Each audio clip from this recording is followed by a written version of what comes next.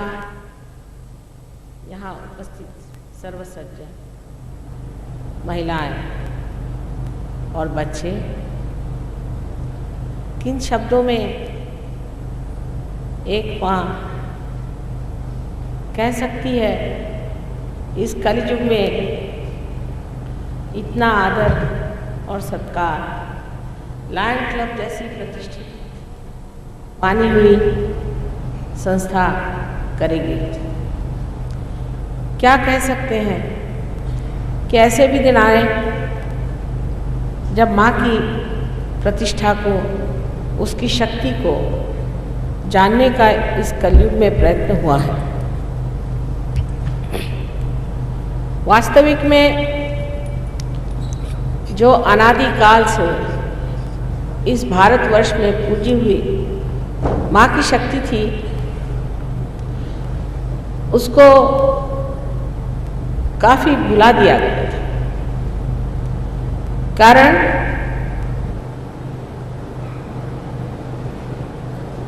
जो परिपाठी से चलाया था उसमें लोगों को कोई सत्यता मालूम नहीं पड़ी। शक्ति है तो कहाँ है?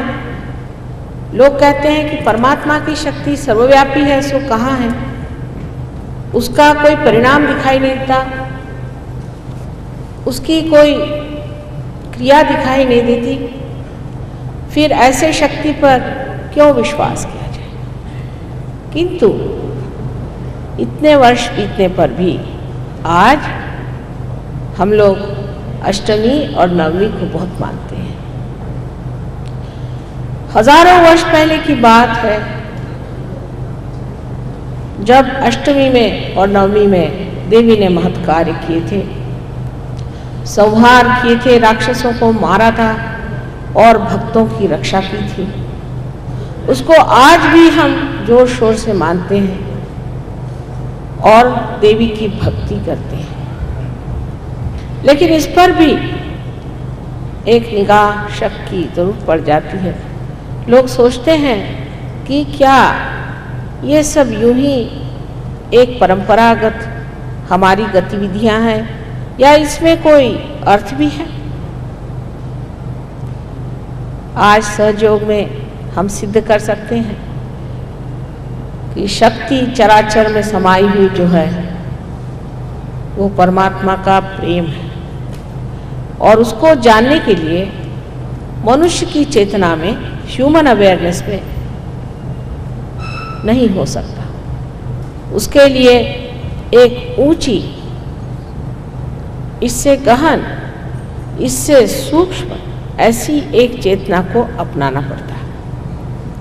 और यही हम लोग पाते हैं कि मनुष्य इसे स्वीकार नहीं करना चाहता। वो चाहता है कि अभी उनके सामने साक्षात करा दें कि परमात्मा कहाँ है, अभी उनके सामने साक्षात करा दें कि परमेश्वर की शक्ति कहाँ है। इसीलिए बचपन से ही मुझे मालूम था कि एक ऐसी चीज ढूंढ के निकालनी चाहिए कि जिससे सामाजिक तौर से आमास लोगों को आत्म साक्षात्कार। जब ये बिजली निकली थी तो एक आदमी ने इसको ढूंढ के निकाला, पर जब तक ये समाज के उपयोग में नहीं आई इसको कोई मानने को तैयार नहीं था। उसी प्रकार ये जो क्रिया है जिसे हम कुंडलिनी का जागरण कहते हैं, जो अनादिकाल से हमारे देश में कार्यान्वित था और किया जाता था बहुत गुप्त रूप से, बहुत ही सीमित लोगों के लिए, उसे हमें समाज के लिए देना पड़ेगा। आज समाज की स्थिति द्विधा और भ्रांति में पड़ी हुई है। समाज को यह समझ में नहीं आता है कि पाश्चिमात्य संस्कृति ठीक है कि पौर्वात्य की। उसके ये समझ में नहीं आता है कि जो कुछ हमने परमात्मा के बारे में सुना है वो ठीक है या गलत है। पौर्वात्य में तो इस कदर हानि हुई है कि लोग भूत प्रेत में भी विश्वास करने लग गए हैं और वहां पर सैटर्न के भी चर्च बन गए, ब्लैक मैजिक के भी चर्च बन गए। अपने देश में भी बहुत सी गड़बड़ियां हुई हैं और उन गड़बड़ियों में मनुष्य ऐसा उलझ गया है कि उसको समझ में नहीं आता कि सत्य क्या और असत्य क्या, इसमें सही रास्ता कौन सा, गलत रास्ता कौन सा है। जैसे साइंस एक ठोस चीज है, सामने आंखों के सामने आपको दिखाई देती है, मनुष्य चेतना में ही उसी प्रकार परमात्मा भी जब तक ठोस तरीके से मनुष्य को दिखाई नहीं देगा वो मानने के लिए तैयार नहीं कि परमात्मा है। आज का जो युवक वर्ग है उसमें खास करके बहुत ज़्यादा एक परेशानी हो गई है, क्योंकि समझ में नहीं आता कि परंपरागत बातें इनको मानना चाहिए या इन सबको छोड़ करके परमात्मा नहीं है ऐसा ही विश्वास कर लेना चाहिए। इसका उदाहरण मैं आपको बताऊं कि अल्जीरिया में वहाँ के जो फंडामेंटलिस्ट थे, जो कि बुनियादी तौर पे अपने को मुसलमान कहते थे और जो मुसलमानों की जो एक नई उन्होंने शरीयत के तौर पे जो नई चीज़ प्रणाली चला दी है उसको चलाने वाले थे, उससे घबरा करके बहुत से लोगों ने सोचा कि हम कम्युनिस्ट बन जाए तो अच्छा है। और इस तरह के 500 लोगों ने एक गुप्त रूप से वहाँ एक कम्युनिस्ट की एक पार्टी बनाई। उनमें से एक साहब किसी तरह से लंदन पहुंचे। ये लोग सब बड़े बुद्धिमान प्रोफेशनल्स, पढ़े लिखे डॉक्टर्स और आर्किटेक्ट्स, इंजीनियर्स, बहुत विद्वान लोग थे। और जो महाशय हमारे पास आए वो एरोनॉटिकल इंजीनियर थे। जब वो हमारे पास आए तो वो मुमुक्षु की दृष्टि से नहीं, पर देखने के लिए कि क्या गड़बड़ है इसमें, कहाँ सही है कहाँ गलत है। और आश्चर्य की बात यह है कि एक क्षण में वो पार हो गए और एक क्षण में उनको ये चारों तरफ फैली हुई रूहानी डिवाइन जो शक्ति है उसका एहसास हुआ।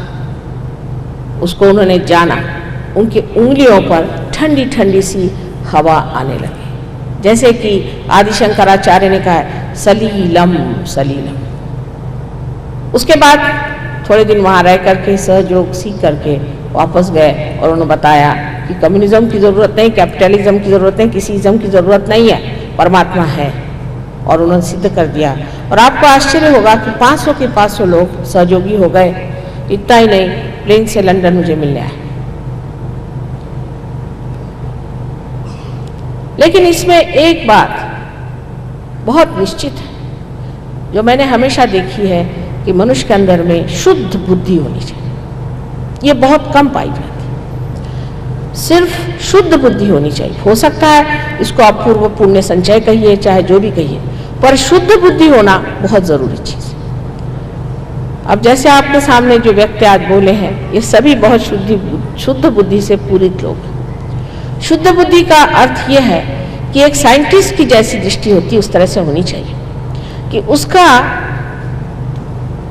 मस्तिष्क खुला रहता है, ओपन माइंडेडनेस होनी चाहिए।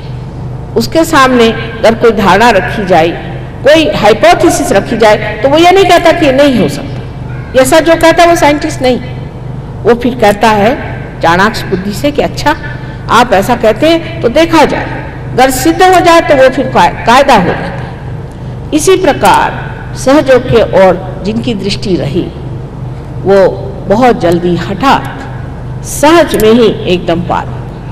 लेकिन जिनकी दृष्टि में बेकार की कुतूहल, बेकार का अहंकार, बेकार की उनकी कुसंस्कार भरे हुए हैं, उनको जरा समय लगा लेकिन हुए सब पार। कोई लोग मुझसे ये भी कहते हैं कि माँ कुछ लोग जल्दी क्यों पार हो जाते, कुछ लोगों को इतना समय क्यों लगता है। किसी किसी पर तो हाथ तोड़ने पड़ते हैं।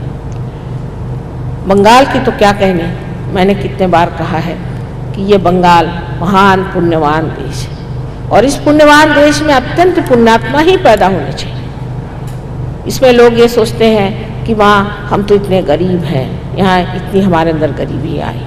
उस गरीबी का क्या कारण है?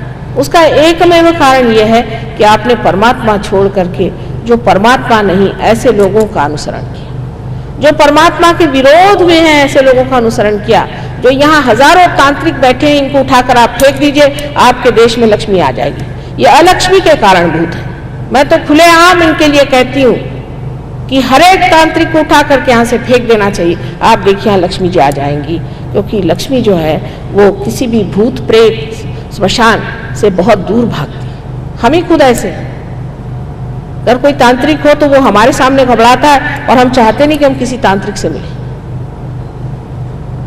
ये जो यहाँ तांत्रिक विद्या शुरू हुई है, इसका कारण ये है कि ये तांत्रिक लोग जानते हैं कि ये देश अत्यंत पुण्यवान है, और अगर ये देश जाग उठेगा तो सारा संसार बंगाल की जो भूमि है उसे बह लेगा। इसलिए यहाँ जम के बैठे हुए हैं और आप लोगों ने इनको इतना सर पे चढ़ा रखा है, इनका इतना मान दे दिया है कि देवी यहाँ से उठ गई। यही प्रकार हमने देखा कि केरला में यही प्रकार है। जिस जगह तांत्रिकों का इतना महात्म्य होगा वहां कभी भी अमीरी नहीं आ सकती, वहां कहीं भी प्रॉस्पेरिटी आ ही नहीं सकती। अब आप कहेंगे कि फिर अमेरिका में क्यों है? अमेरिका की जो हालत है वो हमसे पूछे, कर्जे में बैठे हुए उन लोगों की हालत वहां रहने से पता होती है कि किस कीचड़ में घुसे हुए ये लोग। इनसे कुछ हमें सीखने का नहीं। इनके पास कोई भी सभ्यता नहीं, ना ये अपनी माँ बाप को जानते हैं, ना माँ बहन को जानते हैं। इनकी गंदी बीमारियां इतनी हो गई हैं, तो भी अभी इनकी अक्ल नहीं आई है कि कायदे से रहना चाहिए और धर्म पे चलना चाहिए। इनमें कोई धार्मिक भावना नहीं। साइंस के इसमें भी जो इन्होंने पता लगा के रखा है, वो एक भूत बना के रखा है बॉम्ब का, और उधर दूसरा रशिया ने बना के रखा है, और दोनों एक दूसरों को चढ़ा रहे हैं, और दोनों जो बनाया हो उसी से डरते हैं। ऐसे महामूर्खता के काम जिन्होंने किए हुए हैं, उनको क्या फायदा है? साइंस मिलकर के भी उन्होंने कौन सी अकल की बात की है? आज सारे संसार को एक भय बैठा हुआ है कि दूसरा युद्ध शुरू हो जाएगा अगर ये दो मूर्ख देश आपस में लड़ाई करेंगे। ये महामूर्ख लोग हैं जिन्होंने इस तरह की बातें बना करके और राक्षस अपने हाथ से तैयार किए। आज तक राक्षस मनुष्य ने तैयार नहीं किए थे, ये इन्होंने तैयार करके ऊपर चढ़ा करके बिठाए हुए अपने खोपड़ी पर, और उसी से चाहते हैं कि सारे संसार को हम दंदना के रखें। लेकिन आप लोग इस मूर्खता को क्यों नहीं देख पाते? यही आश्चर्य की बात है। इन लोगों का जीवन देखिए तो इतना दुखद है, इतने तकलीफ में है, इतने परेशानी में है कि आश्चर्य होता है कि हम लोग इस गरीबी से डरते हैं। ये गरीबी तो हमारे ऊपर एक तरह का आशीर्वाद ही है, समझ लीजिए कि इनके जैसे हम रईस नहीं हुए।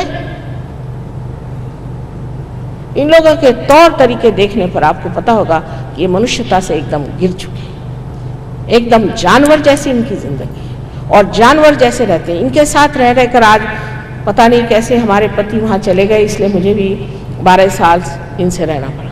जब ये लोग सहयोग में आते हैं तो मेरे हाथ टूट जाते हैं, इनको पार करने के हाथ टूट जाते हैं।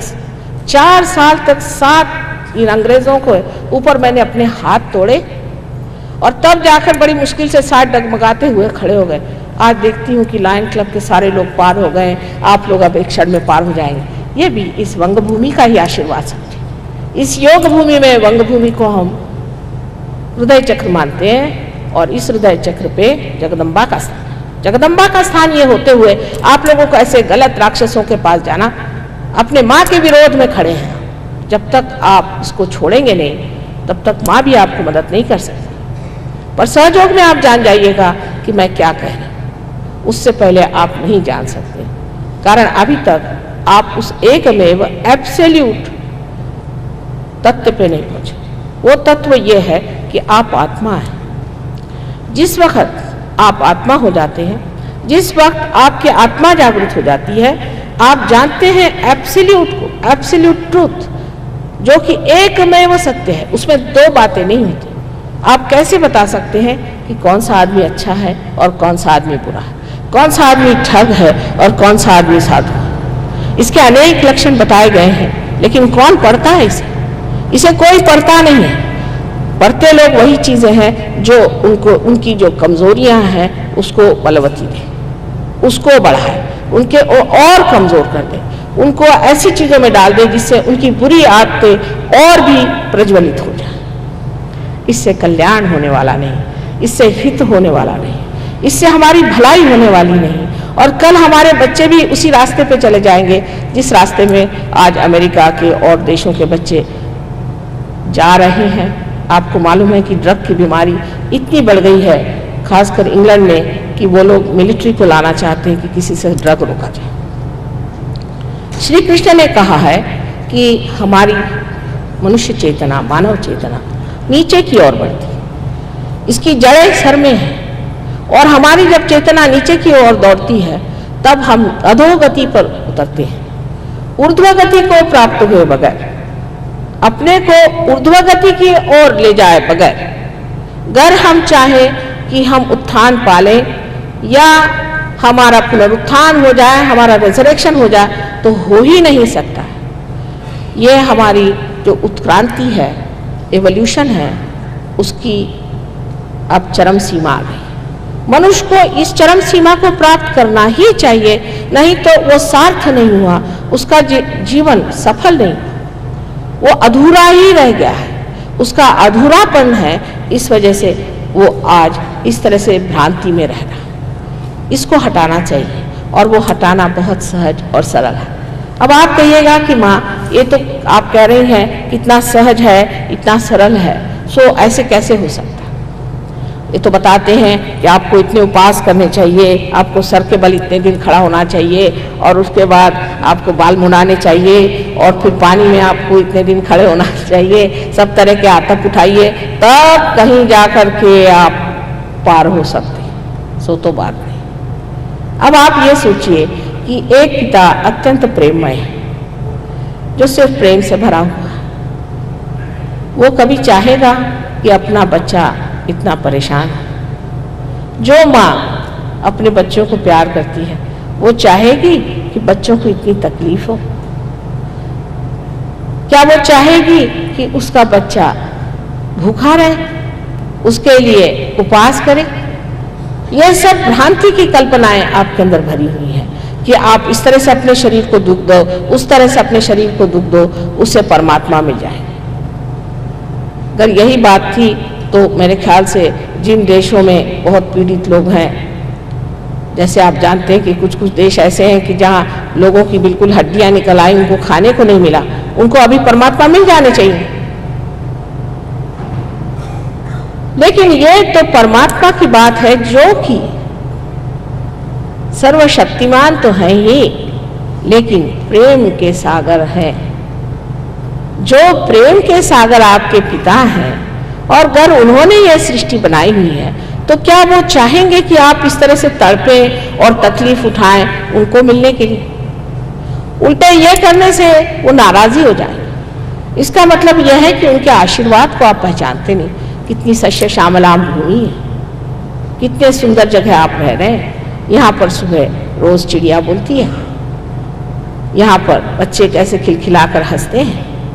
ऐसे इस वातावरण को आपने कभी भी सोचा कि क्या परमात्मा का आशीर्वाद है?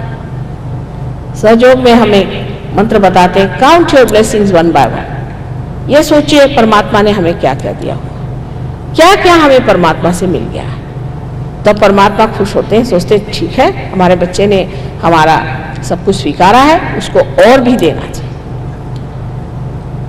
लेकिन इस तरह की परिपाटियां यहाँ चल पड़ी, जिससे कि मनुष्य गलत रास्ते पर चल पड़ा है। और अगर आप उपवास ही करना चाहता है और उसी की बड़ी इच्छा तीव्र है आपको, तो परमात्मा कहता अच्छा भूखे मरिए, ठीक है, आपको तो यही इच्छा है ना कि हफ्ते में कम से कम 5 दिन उपवास करना, कहते क्यों ना हर साल भर ही कर लीजिए। ये समझने की बात है कि जो परमात्मा आपको इतना प्यार करते हैं और जो प्यार का सागर है, वो ऐसी बात आपके लिए कैसे सोच भी सकते हैं और कैसे इस बात को वो मान्यता दे सकते हैं। दूसरी बात हमारे अंदर ये है कि अब साइंस के पीछे हम पड़ गए। ठीक है, साइंस का बड़ा उपयोग है, अगर साइंस नहीं होता तो मैं ऐसे भाषण नहीं दे पाती।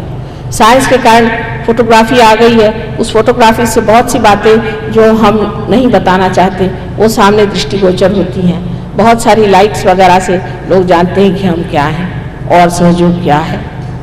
बहुत सारी साइंस की बातें ऐसी, अगर हम टेलीविज़न पे खड़े हो जाएं, एक बार हांगकांग में टेलीविज़न पे हम खड़े हुए थे तो जितने लोगों ने हमारा टेलीविज़न देखा और हमारे और हाथ किया, सब पार हो गए। साइंस के फायदे हैं, पर तब जब ये किसी भी ऐसे कार्य में लगाया जाए जहां पर ये कंस्ट्रक्टिव,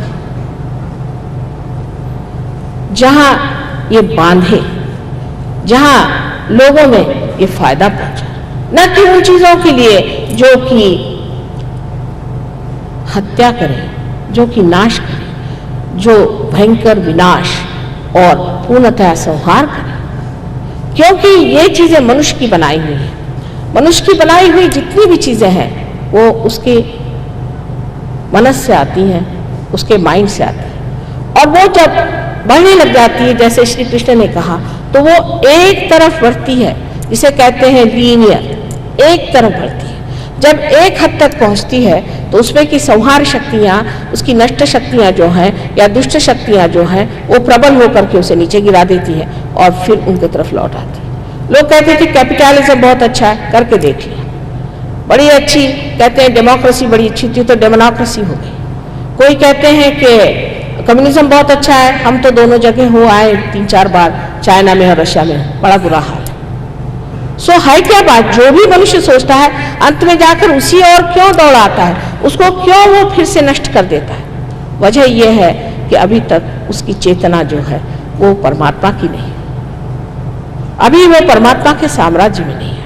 अपनी तरफ से कोशिश करता है, जब वो अपनी तरफ से कोशिश करता है तो ऐसी जगह जाके पहुंच जाता है, वहां से उसको मुड़ना ही पड़ता है, फिर वही चीज जो है दुष्ट प्रवृत्ति बन करके उसे सताती है। इसके लिए आवश्यक है, अत्यंत आवश्यक है कि हम लोग इस चीज को समझें कि जो भी चीज आज तक हमने जानी है ये सब परमात्मा की कृपा से, उन्होंने हमें ये चीज जानने की शक्ति दी कि आज ऐसा समय आ गया है जहां सारे संसार का